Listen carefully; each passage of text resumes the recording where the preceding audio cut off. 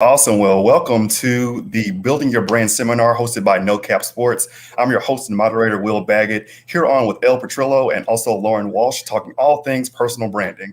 So before we get started, we're going to talk a little bit about our esteemed panelists' backgrounds. So first and foremost, I'm going to introduce to you El Petrillo with Brand Builders Group. El, how are you doing?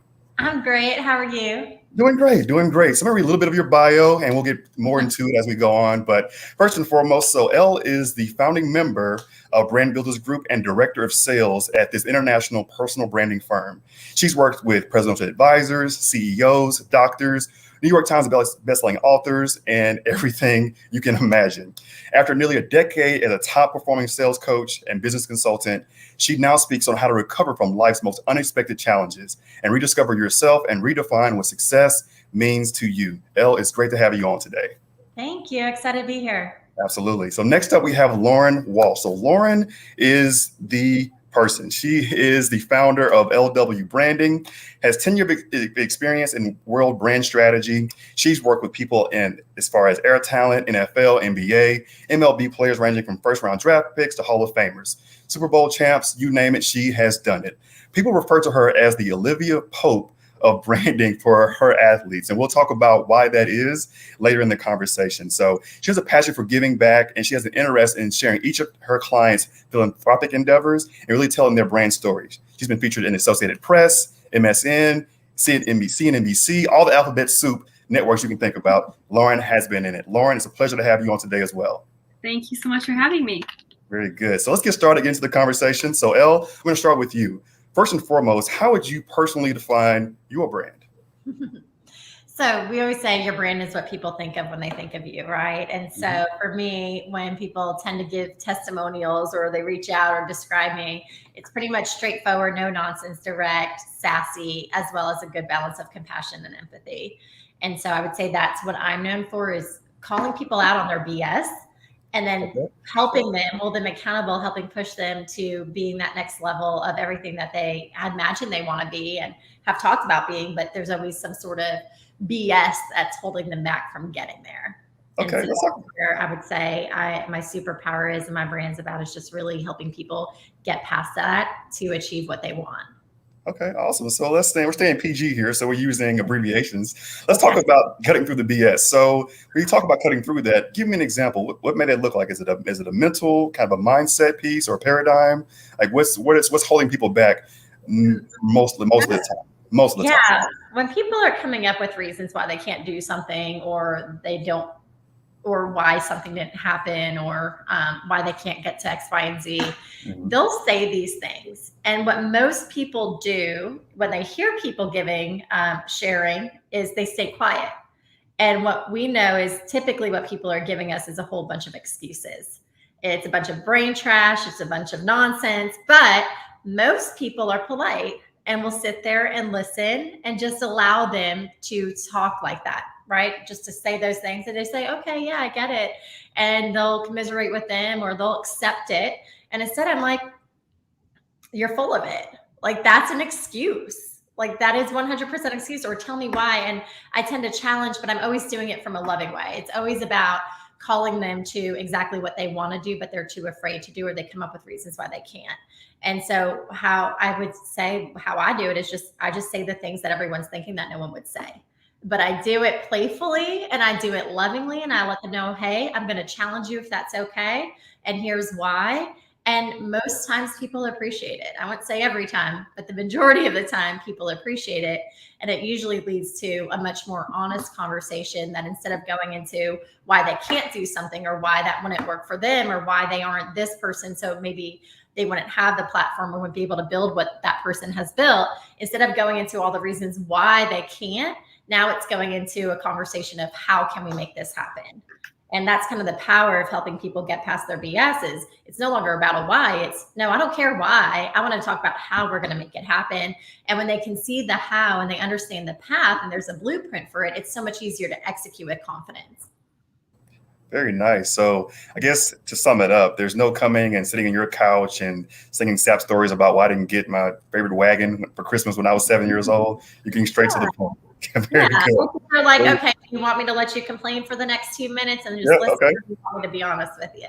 Yeah, that's an upcharge for complaining. It's an upcharge. All right. It's very Yeah. nice. All right. So we're going to switch to Lauren. I'm going to ask you a quick question. So I mentioned in kind of your introduction, you're considered to be the Olivia Pope of what you do in this athlete branding world. So talking about finding solutions or what have you, and we've all seen the show. So can you kind of give us a little bit of background on how that name kind of came to be?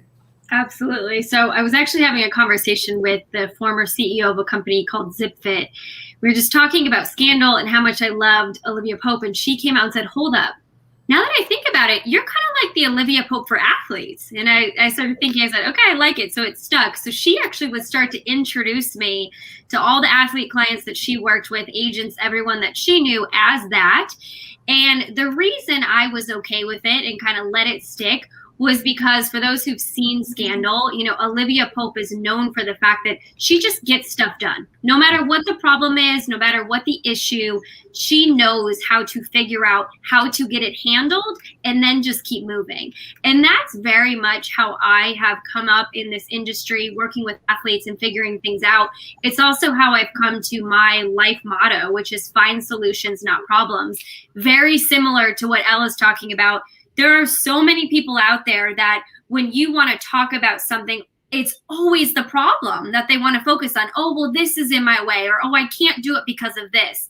And I always love to challenge people to say, okay, hold up. We're going to be solution oriented here. We're going to figure out how to solve it, because to me, at the end of the day, you can solve anything. You just got to figure out how to be strategic enough to get to that point where you need to be and figure out, how to find that solution and pull yourself away from focusing on the problem. So I always felt like that kind of related to Olivia Pope's, I guess, motto as well. So I let it go. Absolutely. Yeah. So the problem is never the problem, it's how you respond to it, right? Absolutely. And so in your position, how you respond to athletes' so-called problems or issues or challenges is you find those solutions and how to get to where they want to be. Very nice. Very good. I want to come back to you. I want to ask you the question. Talk to me about Brand Builders Group. Kind of tell me, I'm going to be straight with you. You're very straight with us. What do you do? So I'm coming in, I want to, build my brand. I'm trying to work with you. I'm a nobody. Like, what's going on? Like, how are you going to help me build my brand, find my authentic self, and build my platform? Yeah, and I would say it's not just about building a brand, it's also about monetizing a brand. There you go. Okay. So we always say something like Twitter rich, dollar broke, or now it's really more Instagram rich or TikTok rich, whatever you want to call it, dollar broke, where people can have all these followers and all these fans. And you see this a lot, especially with athletes. You see this a lot with reality TV stars, right? They create this amazing platform, but then whether they haven't been able to in the past or they don't know how to now in the future, how do I monetize it? And they typically rely on very specific things, which are usually like brand deals and endorsements and sponsorships. And those are all great. And those can pay really, really well. However, that is such short-sighted of the long-term vision of what could you actually really do with this brand and what type of impact could you really have with it. And so what we've done over time, what we realize is a lot of people jump into these situations or end up finding themselves in situations where they have opportunities and they start jumping into the opportunities and start creating or start just like have a one sheet or pitching things or accepting sponsorships and deals without ever putting together a strategy for themselves. And so when you start jumping into it and skipping over the strategy from the get-go, what happens is you find out things aren't scalable. You don't get repeat business. There's inconsistency. You're not sure why things don't convert. You have highs and lows with it. And ultimately what that means is you end up wasting a lot of time, money, energy, and resources. And so because of that, we've put together a proprietary four-phase framework where we start with branding. And when people typically hear the word branding, they think of colors or logos or websites or social media, whatever it might be. And those are all important things. Those all help make up your brand. However, your brand is truly based on your reputation. And your reputation, simply what we call is the reputation formula, is your reach times your results is your reputation. How many people know about you? What have you done? And that's your reputation. And then how do you take that to impact other people? So we focus on branding, which is really the messaging and getting clear of, to start, what problem do you solve for the world? And what is different about you in this space? And so starting with that, and then we go into marketing, which now is the social media and the website and funnels and all the sexy stuff that you see it and you get really excited about. And then we go into more of the selling phase, which is really more about driving more revenue and driving more leads and building a platform and a revenue engine for yourselves where you're consistently making money. And then the last part of that is scaling that. If you want to build a huge company around your brand, what would that look like? And we see a lot of athletes when they leave the pros end up getting into that space as well. And so we have the branding, the marketing, the selling, and the scaling. And within each phase, there's 3 components to it. But I would ultimately say what we do is we help people who are focused on a mission, that have a message, that want to make an impact and make money. You want to make a difference and make money. It's not, if you're just focused on money, that's not who we serve. We're best for people that really go, I have a message, I have a mission, I want to impact, I want to help, and I want to do that using my name, using my platform, using my experience. And then I want to do that to serve other people in this world, and not just focus on making the money there. Very nice. So reach plus results equals reputation. Did I get that formula correct? Times results. Times results. Oh, it's just a multiplier. Okay. So it's not not something you add to it, you multiply. Okay. All right. So reach times results equals reputation. See, I could have used that instead of learning Pythagorean theorem in 10th grade. I could have used that formula instead to get to where I needed to be in life. I haven't used that since, but that I can use. So I appreciate you sharing that with us. Lauren, I wanted to ask you, so Elle showed a lot about how you can build a brand, how you can create it and monetize and what have you. So in the new NIL era, talking about the student athlete, what have you been seeing in terms of, is there a kind of a FOMO, a fear of missing out? Do student athletes feel pressure to kind of create a brand? And what would you say to a student athlete that maybe doesn't like to use social media? How can they build a brand in a modern day society? You know, I think that there's actually a lot of people in the world today that kind of have that FOMO, or that are so focused on how do I create my personal brand, because you hear about it, you see it, it's everywhere. The reason I mention that and don't make it only specific to, you know, the college student athletes with NIL is because I think it's also important to let these college student athletes know you are not alone. I work with professional athletes who have this FOMO, who feel like, oh, well, I'm the low man on the totem pole, or I'm here, and the people that I'm working with and doing business with are guys on my team or women on my team who are, you know, the first person, you know, on the roster. They have a bigger brand than I do. So I think it's important to, number one, call that out. There's no difference whether you're pro, you are college, or you're an executive who's trying to figure out how to monetize and continue to use your message to impact other people. And I think that when it comes down to social media, at the end of the day, social media is a way to increase your exposure. Social media cannot be the main way that you build or put out your message. It cannot be where you house your entire personal brand, because at the end of the day, guess what? You don't own your followers. Instagram, which is owned by Facebook, Twitter, TikTok, these companies actually own your followers. What happened if tomorrow social media went away? What if something crazy happened? The way things go these days, you never know what's going to happen next. So what if tomorrow Instagram got shut down, it got hacked, and it was gone? If you have only built a brand on Instagram, what do you have? You have nothing to show for it. And so I think that it's important to look at it for what it's worth. Do I think that there is an important factor there? Absolutely, because it's a way to amplify your message and a way to reach tons of people in a very small amount of time. You can put out one post and reach hundreds, thousands, even millions of people, as opposed to taking your personal time to talk to someone one-on-one. That's going to take a lot more time. So I think from a reach standpoint, it's great. But I think take it for what it's worth. Also, if you don't like social media, that's where there's people out there who would be more than happy to run that account for you. Trust me, over the years, I've had tons of clients that I was the sole person responsible for running their social media because they didn't want to do it, but they saw the value in having a platform and getting their message out there. It's also usually the number one thing. If I reach out to a brand, they want metrics. They want the analytics that are going on behind the scenes with social media accounts, especially if that is their target. That's how they're trying to get the message out there. So look at it for what it is. Don't feel pressured that you have to be on social, but also know you could possibly be leaving some money off the table because there are brands who right now are only focused in that digital content space. Very good. Awesome. Thank you, Seth. So I've heard from Elle and you, I've heard reach, I've heard results, I've heard relationships or reputation, right? So I guess the 3 R's of reading, writing, arithmetic, not applying here, right? We're talking about some different R's. So I hope you guys are really paying attention and catching these great gems that they're dropping here. So Elle, I wanted to come back to you and I wanted to kind of ask, when you think about personal branding as it is today, right? And you think about how you would assess someone's brand. You mentioned a little bit earlier in your earlier response, but when someone walks in the door, how do you assess their brand? Like, how do you really assess it and kind of peel the layers back to figure out how you're going to monetize and how you're going to develop that strategy to get them where they want to be? Yeah, well, it's not when they walk in, it's not an instant assessment, right? Sure. Or typically you find when they don't know what they're doing with their brand is because you ask them about it and they go on and on and on and on. And if you can't say it as simple as 6 to 8 words, what you're doing or what your message is or who you help, it's not clear enough. And so ultimately what we want to know, we walk people through what's called a brand DNA helix. And at the core of the helix, there's 6 main questions. And this is going to be in the platform, the training platform that they have access to.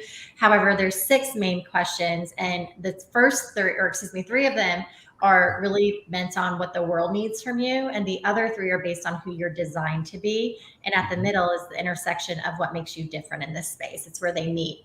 And so the first thing we look at is, in one word, what problem does your brand solve? In one word, what problem does your brand solve? Meaning, what problem do you want to solve for the world or for other athletes or maybe for yourself, whatever it might be? So getting super clear of what that is, and some examples of that could be, how would you say, like, becoming more recruitable? So maybe it's like the unknown behind that, of what that would look like. Or maybe it's something around self-doubt, and how there's a lot of athletes that struggle with confidence, right? And maybe that's someone else's superpower with it. One of our past clients is one of the top shooting coaches for the NBA. And it's like, even though he wasn't an NBA player, he's one of the most sought out coaches for that. And it's because of the mental game that he's provided them and helped them work through. So getting clear of what is your superpower as an athlete, of the problem you can solve for other athletes or for people that maybe aren't athletes, but you have a passion for serving them. So that leads to the second question of, what are you passionate about? What do you naturally read? What do you naturally research? What do you get excited about? What do you geek out on? But what are you passionate about? Then we look at also, who is it that this is a fit for? What have you read? What do you have results in? So it's like, not only what have you researched, but then going, what do you have actual results in?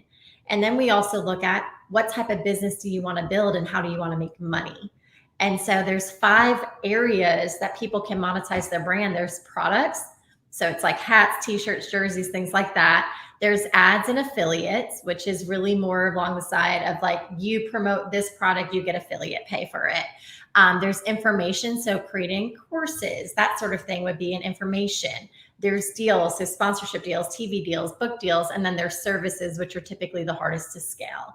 But it could be, hey, I'm going to do some batting lessons and get paid to do that sort of thing. That would be an example of a service. And so those are the 5 different buckets of monetization. And then we go, okay, well, what type of business do I want to build? So that was paid. So now we look at dares, and this is going, is it digital? Is it automated? Is there recurring revenue? Is it evergreen? Is it scalable? And we want to have as many of those 5 components as possible in any business model, because that creates time freedom and flexibility for people. So those are the 6 things that we start with when it comes to building a brand, and then it expands from there. But we want to be super clear on those to know what is the strategy of what we're going after in order to make sure that this is sustainable moving forward. Outstanding. Lauren, same question. So when it comes to your clients and who you choose to work with, can you walk us through what that process looks like in terms of, is it business development or prospecting for you, or is it come to a point where they're reaching out to you now? And how do you decide who you're going to work with, and how do you assess their brands? Similar to what Elle does at Brand Builders, what does it look like for you? Yeah, great question. So I'll be straight up. Back in the day, I would take anyone who would take my phone call. So, when you get started in sports is an industry where you have to have clients to get clients, but no one wants to give you a client in the beginning. So in the beginning, it was, okay, who's going to answer my phone call? Which athletes, which agent? And for anyone, who's trying to get into this business, just in case, it was hundreds of no's before I got the first yes. Now, years later, nearly 7 years later, I operate on a 100% referral basis only. So I will only take a consultation with someone who has been referred by someone that I've worked with before or that I have a close relationship with. And from there, it begins kind of starting down the path of who are you really? A lot of the things that Elle mentioned, what people get confused by, because we hear about build your brand. The reality is that if you want to have a sustainable brand, you don't build it. You figure out what your brand is. We all have a brand because we all are our own person. The things that make us unique are what we want to then put out to the world. That is our brand. That is a brand that can never be recreated. So that's what I try to focus on, is what is the thing that makes you different? What are you into? If you are an NBA player that also has a passion for music or fashion, what are those things that set you apart? Because what's really going to help you, have a very strong, sustainable brand is figuring out who are you outside of that sport that then connects you to more people who are not just sports fans. So I have a whole, intake form that we go through, very, very deep questions that I challenge people on, down to what is your mission? What are your values? What are you focused on? Because I also want to make sure that they're committed, because it takes work. You don't just come in. And I think this is where the misconception is. Just because you are an athlete or just because you have a certain amount of followers on social media does not mean that you can figure out how to make money off of it. You might get some small deals here and there, but guess what? $500 here and $1,000 there is not something you're going to be able to live on when you retire. So it's figuring out how to have those streams of income that actually can lead to sustainable revenue that can take you far into the future. So we go through that process of going through the client intake form, asking very deep questions, and then develop the strategy. So for me, it's all about quality over quantity. So I'm also very particular with that, with the clients, of a client who comes in who's just like, well, I'll do anything. Like anything you bring me that is just going to make me some money. It's like, well, that's actually not going to work, because you might get yourself in some trouble of doing deals that don't make sense for certain brands, and a brand might drop you because you also said yes to something that doesn't align with their mission, which I've seen happen. So we focus very, very much on what they're into, which for me has led to much bigger deals for clients, because it makes more sense to call a brand and say, hey, I'm representing so-and-so. They have been using your product for years, or they're obsessed with your brand, or their mission, their personal mission in life aligns with your company's mission. And here's why. That for me has led to bigger deals. And from that, I mean bigger revenue opportunities for them, and also longer term sustainable opportunities, because these companies want to be connected to someone that actually has a deeper story. And think about it today, the things that we've gone through, like as a world, but even specifically as a country, we've seen when we go through hard things together, that's when people unite. That creates relationships. That creates something that you want to lean into. The same happens. Like think about the brands out there that give you a feeling. Like when you see a commercial and you're like, oh my gosh, that made me feel good. I want to be a part of what they're a part of. So when you can connect that between an athlete and a brand, that to me is kind of where the magic happens. And in return, that's where the much bigger dollars are going to come as well. So that's what I try to focus on with each of my clients. Outstanding. So sticking with that kind of concept, so you talked about how you kind of assess where they're passionate about. So can you just give us, doesn't obviously have to be a name drop, but an athlete you've worked with and some maybe underlying passion, like do they like playing the ukulele or something like that? I mean, I find it interesting when you see just kind of these world-class athletes and they have these very, very eclectic passions. And so can you just kind of tell us kind of a story about that, or any examples you may have? This may not be eclectic, however, past athlete who's no longer an athlete. Well, you're always an athlete, I would say, Yeah. but his passion is injustice. And Okay. so, and it's not only injustice, he shares stories of when he was a college athlete, of how he would see that what he was promised when he was being recruited to what actually happened when he got to the Mhm. school. and injustice there. And that followed him into a career that he did in politics, and then a career that he had in healthcare.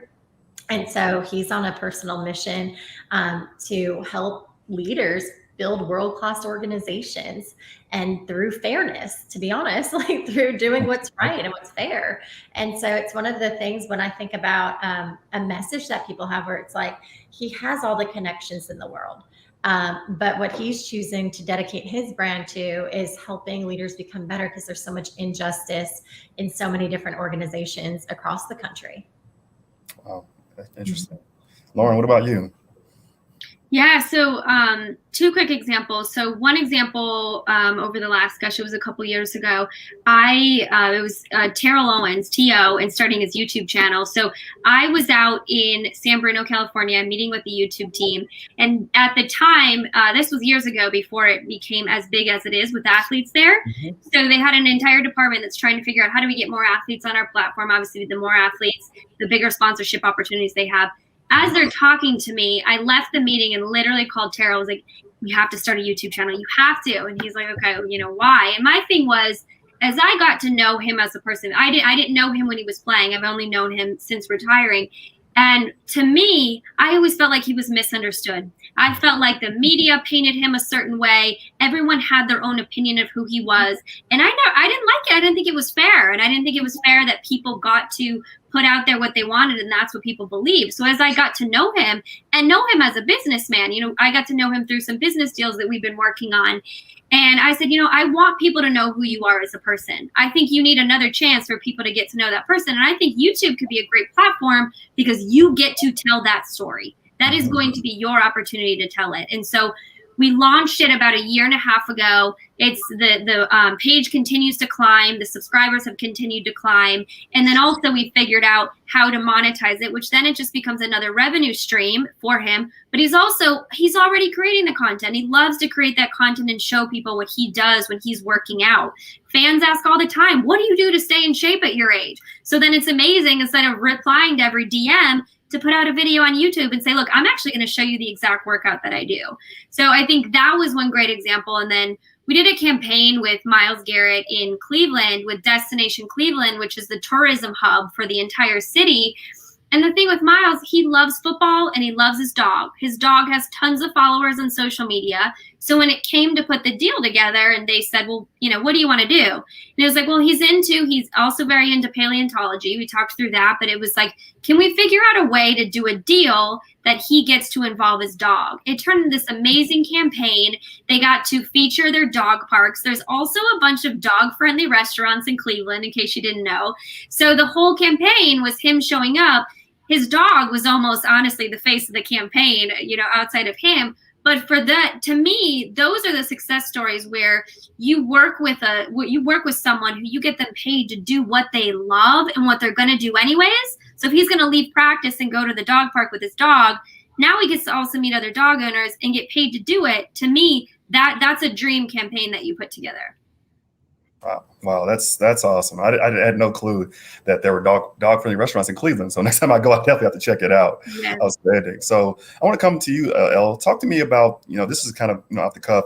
Talk to me about the importance of first impressions, whether that's kind of in person or digitally. And we've seen a lot of different, proliferations of social media over the past, 5 to 10 years, rather, with, TikTok coming in. And I think Instagram is 10, 12 years old, somewhere in that range. Someone can fact check me on that. So what have you seen in terms of that and how that first impression is made to the world? And how do you work with clients to help them develop that and manage that? Yeah, well, let me ask you this. Do you know how many seconds it takes to make a first impression? Yes, 4 to 7 seconds. Great. Most people think it's 20, 30 to a minute. And then if you're the Northeast, I always like to joke it's closer to 3. But typically it's 7 seconds to make a first impression that will last the next 7 times you meet those people. Mm-hmm. And so that's where it's going, okay, well, you literally only have this amount of time. How do you want people to be perceived with that? Mm-hmm. And so the importance of it, I think that's just very clear of going, how do you want to be received? And what is your goal? Some people actually don't care, and that's okay. They're good. They don't care. But when it comes to wanting to impact people and wanting to serve people and wanting to help people and make money while you're doing it, if that's your goal, then the way that you turn people on to you is by that first impression and how you leave them. And I can't tell you how many times we work with people that they're so nervous about doing interviews, or they're nervous about putting themselves out there, or doing a live on social media or whatever it might be. And at the end of the day, what I always like to share is no one's going to remember what you say. They're not. They're going to remember how you make them feel. We've all heard that. And they're going to remember if they liked you or not. And so what makes you likable for most people, it's, did you make them laugh? Did you make them feel comfortable? Did you seem approachable? Did you seem friendly enough? And did you seem like you were doing something that was there for other people and not self-serving? Like, everyone can tell when you're being selfish. Everyone can tell when what you're doing is for you and only you. And I think if you're focused on other people and you're focused on helping other people or serving or sharing a message that's going to make them better, then you have no, like, you're going to win. You're going to be likable. You're going to make a strong first impression that separates you. Now, the other thing is in person. What I used to do when I used to do a lot of networking, I don't do much anymore, but I don't love to network. And so I always would, I'm naturally a shy person, which no one would ever say I am, but I am. And I always think about Beyonce, because she said on stage, she has a stage name. And Will, I feel like you would know what her stage name is. I don't know why, but her stage name is Sasha Fierce. And so what I would do is tell myself, okay, I'm going to be like Sasha Fierce when I go network. But one thing I always did was wore like fun shoes, because if you wear fun shoes or fun jewelry or something different, someone's going to comment on it, and then it naturally starts a conversation. So if you're going, I'm not really good at this naturally, I don't enjoy it, it makes me uncomfortable, just wear something a little bit different that sparks a conversation that then makes you more comfortable, more easier approach, and more easier have a good conversation with someone. So I would say that's a really good tip too, if it's just something that you don't normally like to do. With that as well, I'm trying to think. I don't know if your question was more than one fold and I just missed the rest of it, but okay, I'll just leave it at that then. Yeah, that's perfect. Yeah, absolutely. So Lauren asked a similar question in terms of first impressions, but also I guess from your standpoint, when you look at social media and how it's kind of, changed over the years, what's that look like for you? And, how do you go about, you talk about analytics and things like that, what are kind of your channels you focus on? Or is it different for students, for different athletes? Like, for instance, like, I'm a Twitter guy, I have Instagram, but Twitter is kind of where I kind of make my base, so to speak. So what's that look like, for you? And, how do you go about, amplifying your clients' voices that they may already have on social media? Yeah, I mean, I think a lot of people feel like you have to be everywhere. The reality is that you don't. I think I always go off of jack of all trades, master of none. You actually cannot be good at every single platform. You can't master every single algorithm, especially these days when it changes almost every day. So what it comes down to is lean into where you have fun. There are certain individuals that I work with. I just straight up ask them, what do you like to do? Everything has their different thing. Obviously, you have TikTok that is focusing on the shorter videos. Instagram is even moving towards that. So you also have to be flexible, because Instagram recently came out and said that they want to be more, they want to be the video platform.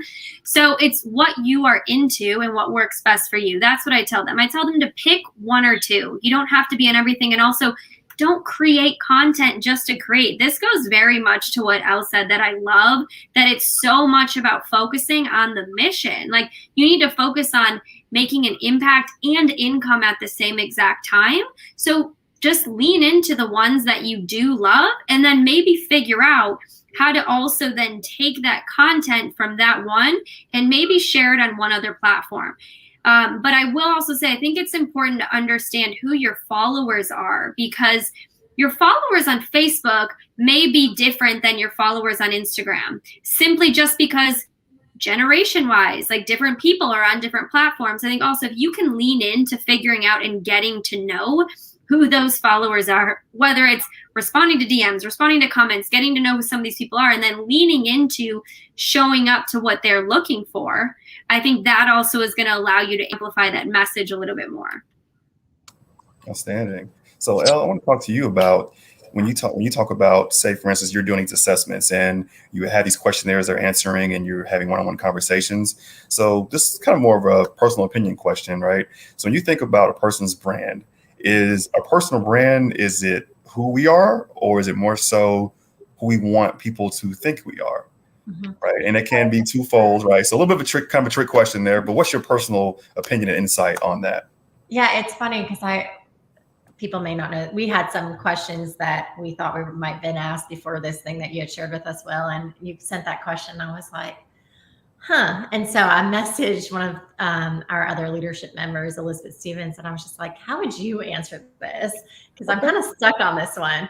And she said, and I completely agree, but basically what she said to me is, why would we want anyone to think we're any different than how we're made to be or who we are?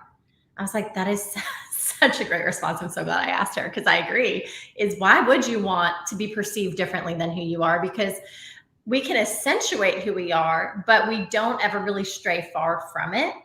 And so because when we do that, if we're trying to be something else or trying to put off something else, what we're doing is we're offering up an unaligned version of ourselves, and it's never going to take you far. People can always see through that. And I know authenticity is a buzzword, and I'm not a big fan of using it, but at the same time, it's like, if you're full of it, everyone knows you're full of it. And if you're trying to be perceived a way that you're not, and you know nothing about it, it's not really who you are, you're going to be found out at some point. And so you might as well stick with who you are. And when you own that, you become more likable anyways, and you're lovable. It's like no shame, no guilt. Like, I'm just going to show up who I am. You might love it, you might not, but the people I'm meant to serve are going to attract me. This is why, if you think about like podcast or personal development space, it's like there's a million podcasts talking about the same thing. Yes. There's so many that talk about the same thing, but there's some that you can only hear from one person. Like, you might look at that person and go, that's my girl, that's my guy, that's the person that when they talk, I want to listen. And it may be completely different from who Lauren's going to listen to. And it may be different from who you, Will, are going to listen to. But your voice is meant to be heard by certain people, and you can say the same thing as long as you're who you are and you're speaking from experience, from your own opinion, from your heart. And if you don't, you're going to be found out real fast. Indeed. So your vibe attracts your tribe, and you have to really consider a unique value proposition. What do you do that no one else can do? And why do they choose you? Why do they want to partner, pick you, listen to you, whatever it looks like? So why you? Absolutely. Very good question. So Lauren, I'll come to you, and you may have, perspective on this. So talk about you've seen in, I guess, professional sports, I've seen with NFLPA kind of more than an athlete, and those different initiatives. Can you kind of talk about, your kind of, involvement with that and what that means to you and some of your clients and how they've embraced that? Absolutely. First, I just want to comment on that last question and Elle's response, because as you were asking that, my initial thought was how Elle answered one of your first questions when you asked what her brand was.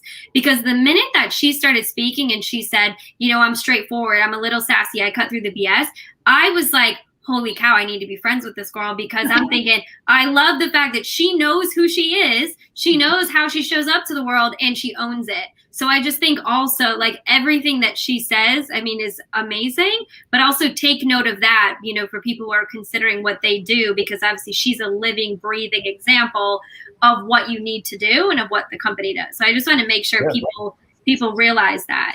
Sure. Well, I'm just going to tie in. I'm itching to get a call with you, Lauren, as soon as because I think you're equally. So am I. So don't worry. We'll make the help. But see, also that this is a perfect example of knowing who you are, owning who you are, and then that attracts the right people, because there are also, people will know this, there are also people I've been on panels with, and I'm like, you know what? We're just going to be on this panel. And that's okay. That is okay. But then there's also times where it's like, that is my person, and you seek them out. So I just think it's very important for people to realize that, and also know you're not going to be drawn to every single person. But if you feel that and you feel like, ooh, this person gets me, and I'm going to show up as who I am, and they're going to like that, lean into that as much as you can. Absolutely. So I hear you say that a lot. Lean into that. I've heard that say that a lot. I like that phrase. So I heard one guy say one time, it says, where you look is where you'll lean. I think I heard that before. And to kind of give you a genesis on the background of that question about, is your brand who you really are, who people think you are? So I heard a speaker one time say that when you meet someone for the very first time, there are 6 people present. So 3 on your side, 3 on the other. And there's the person as he or she wants to be perceived. There's the person as he or she perceives himself. And then there's a person as he or she truly is. Mm-hmm. In an ideal world, there's alignment with all three, but there may not be, right? There could be different things going on. So that's kind of the genesis of that question. So I appreciate you speaking to that. Well, and I think be careful. I have no problem sharing the story quickly. Yeah.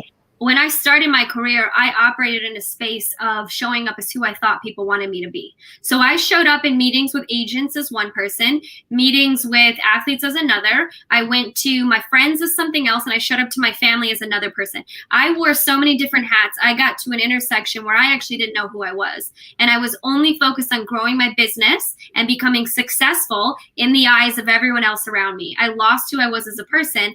I found myself in a huge, huge business meeting with one of the biggest sports agencies out there, meeting with their coaches division, and meetings going well. I was prepped. I knew what I was going to say. I knew my delivery. Then they went off the cuff and they started asking me personal questions. And they're asking about me, my family, my daughter, where I live. And all of a sudden I was like, what? I mean, I literally froze up. I couldn't answer because I was like, oh my gosh, they want to know me. I was like, I don't even know who I am. I know how to tell you what I do for a living. And I left that meeting. Obviously, they never called me again. And I remember leaving that meeting being like, what the heck just happened? And I realized it caught up with me, the whole idea of trying to be who I thought people wanted me to be. I went home that day and was like, I am so exhausted by this life.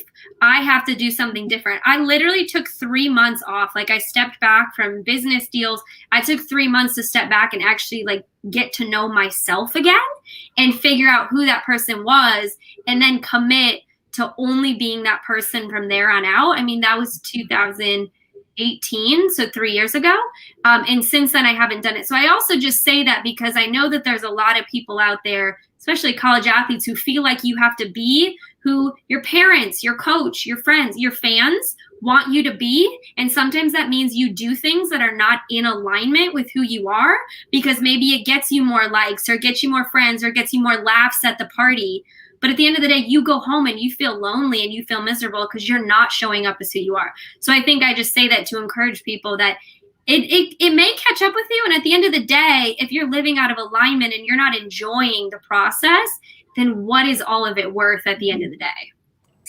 Wow. Amazing response. Yeah, I really agree with that. And I think when you kind of think about it, heavy is the head that wears the crown, and all these different people you have to show up as. And I've even seen it, in my time working with student athletes and being a coach, that, what they did became who they were. And so when that went away or that shifted, so did their identity. Right. Mm-hmm. And so I think Colin Powell said it one time in one of the leadership lessons. He said, never let your ego become so tied to your position that when your position goes, your ego goes with it as well. So, right, maybe be very careful with that. So student athletes, I hope you're listening up to that, to really just, really define that personal brand, not so much only to say, like Elle said, so you can monetize it, but so you don't come at this intersection, right, where you find yourself and lost and not knowing who you are. So it's important to understand that now. So thank you for your candor and really just being open and honest about that situation. So I really appreciate that. So yeah, we got a couple more questions and then we'll wrap up for today. But Elle, I wanted to ask you, when you're talking about Brand Builders Group, and there's a lot of people that do personal brand, they do it different ways. And so in your mind, how does Brand Builders create separation, and how do you help your clients create separation? And that question is basically based on this. Sports is about creating separation in some shape, form, or fashion. From an object, a goal, a player, the final score, it's about creating some type of separation. I heard someone say that the riches are in the niches. And so how do you go about, figuring that out for Brand Builders Group? Like, hey, why we are the best, and how do you help your clients create that separation in maybe crowded lanes? Yeah. It's a couple different questions in there. I would say the first thing, there's no one out there doing what we do the way we do it, meaning we take a comprehensive approach to building a brand. So there's a lot of programs out there that focus on create a course or get brand deals, or here's copy, or here's how to do a website, or here's Instagram templates, whatever it might be. And people end up buying them or investing in them or whatever it might be. And they have no strategy in place, like I said before, which ultimately means you just wasted a bunch of money and time and energy because there's no plan. And so what we've got really passionate about is, instead of having people try to piecemeal everything, create a comprehensive roadmap for them that they can follow and execute. That may lead down the path of speaking opportunities. And there's a ton of speaking opportunities for athletes. Or it may be down the path of they want to write a book at some point. or maybe it's they want to start their own podcast or YouTube show and then repurpose that content for a podcast. But all of that is a part of our brand journey and our customer journey for folks. So I would say having a comprehensive approach that walks them through it. We play the long game, meaning we're not looking to build something overnight or pop it up in 6 months and be like, oh, you're going to make all this money in 6 months. We look at building a brand very similar to you're building a business. It's a journey. It takes about 2 to 3 years to really create something that's sustainable, that you can rock and roll with. But we work with people about 12 months at a time. So I think that's the first thing. And then we include one-on-one coaching. And typically people can't get affordable one-on-one coaching that also includes all this other stuff with it. Now, one thing Lauren mentioned before, and it's a big thing that we believe in too at Brand Builders Group, is that one person can't be great at everything. So one person can't know every single platform. Like if you were about to talk to me about SEO and analytics, I'm like, that's not my gig. I'll introduce you to someone. That's not my thing. However, because we've built a team of strategists and we hire based on expertise and niches, really, we're able to pull in and work with each other going, hey, I don't know how to do that, but this is the person who does. Let me get them on a call with you.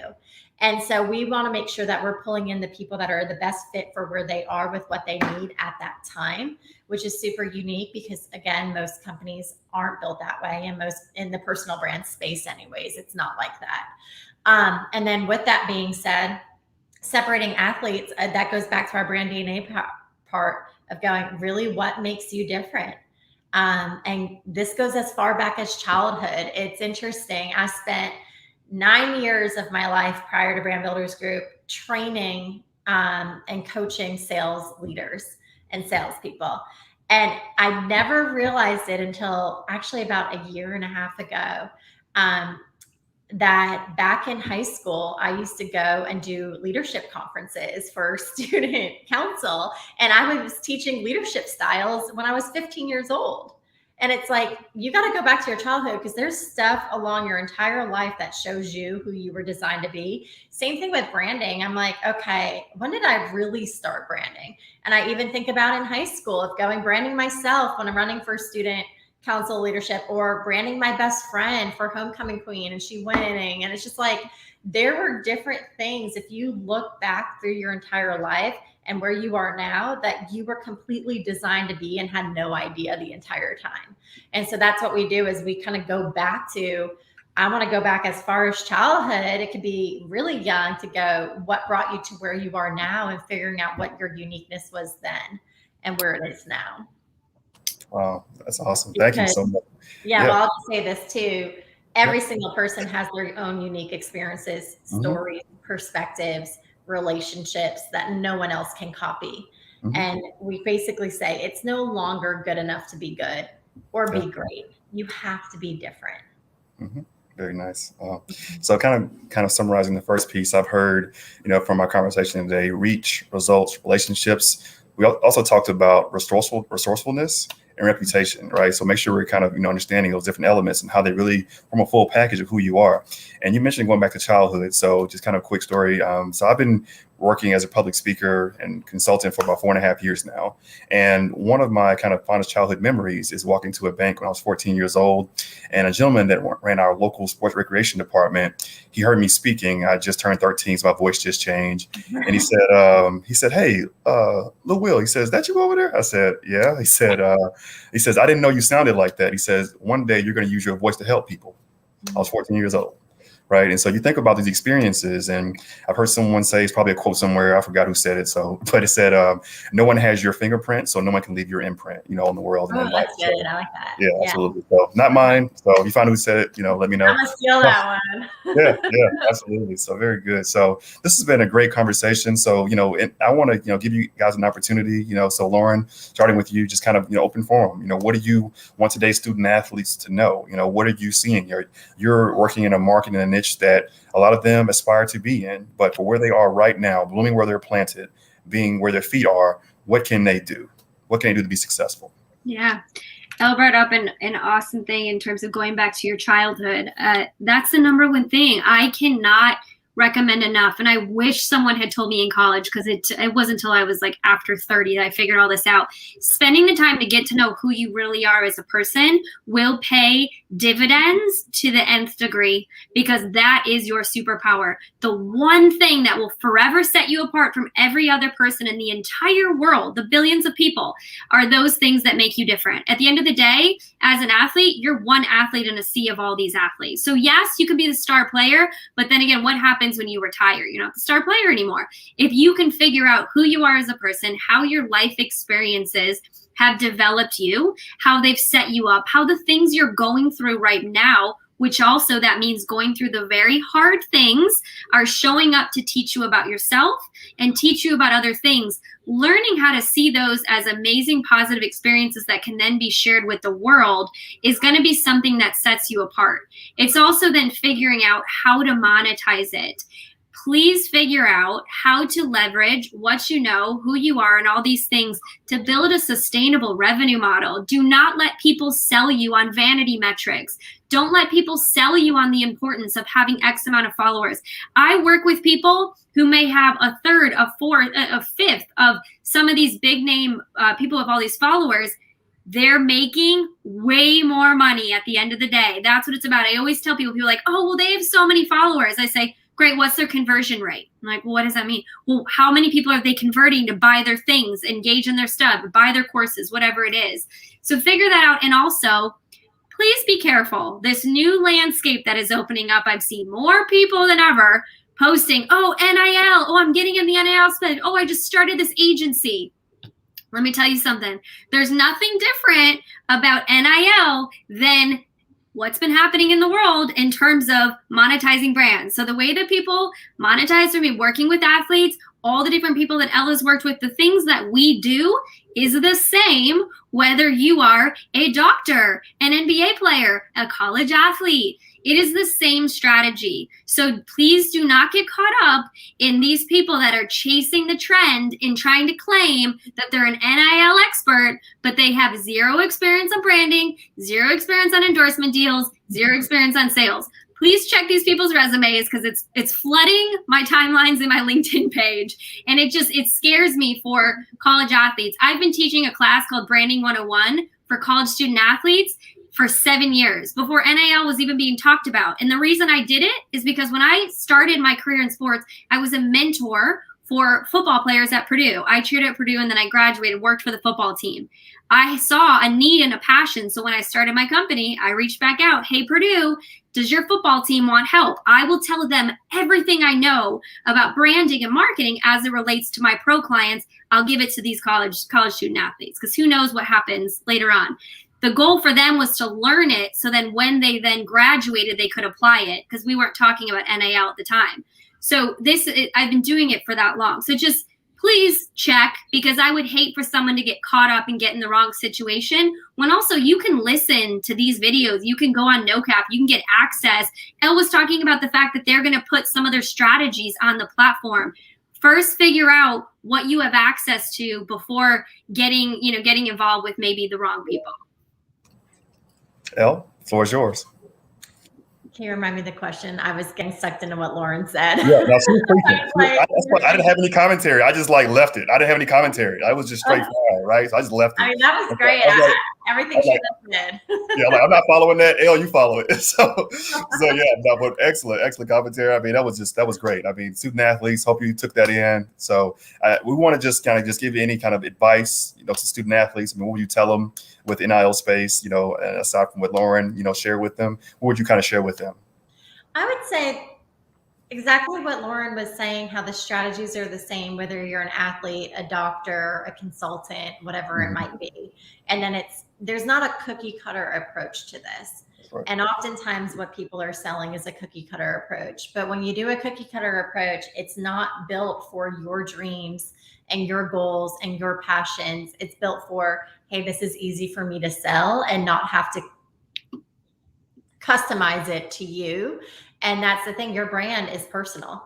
And the reason why we want to focus on personal branding is because, again, people work with people they like, know, and trust. And they want to have people represent them that they like, know, and trust. And they want to spend time with people they know, like, and trust, right? And so that's what your personal brand allows you to do. It allows you to automate trust. And that's what social media allows you to do. It allows you to automate trust. And so it allows people to get to know you in a way, and you don't have to love social. I would say, I don't know a single person who actually is a big name on social media who would say they love social media. They have a team that's doing it. They're repurposing content, all of those things. The other thing I would say to that is just think big picture, think long term. Don't think right now. Don't think about the quick buck. Because if you go after the quick buck or sponsorship just to take a sponsorship that is not aligned with you or your brand, what you're doing is you're creating a brand that is no longer aligned with you. And we see people do that all the time is they'll go wear this or promote that. And because they're willing to give them $5,000, which is a lot of money, whether you're 20 years old or even older, it's still a lot of money to get $5,000 to talk about one product. But if that product is not aligned with you and who you are, you're setting yourself up to be seen in a way that is not aligned with you. And that is not going to serve you in the long term. And so I would just challenge people to think about the long game, have a big vision, make sure you put a strategy in place and that you have a partner with this, and that you ask for help and you make solid relationships, because people take advantage very quickly because it's easy to sell and it's easy to make a lot of money very quickly with it. So I would just say, make your decisions slowly with this. Not super slow, but slowly, where you're vetting people, like Lauren said. I think that's extremely important. Very nice. Thank you.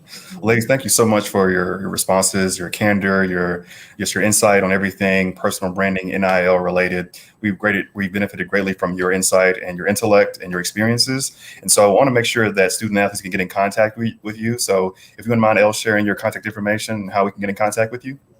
Yeah, my email is l@brandbuildersgroup.com. So it's ELLE@brandbuildersgroup.com. My Instagram handle is Petrillo. It's just that simple. L_Petrillo. Very good. Very good. All right. Lauren, how about you?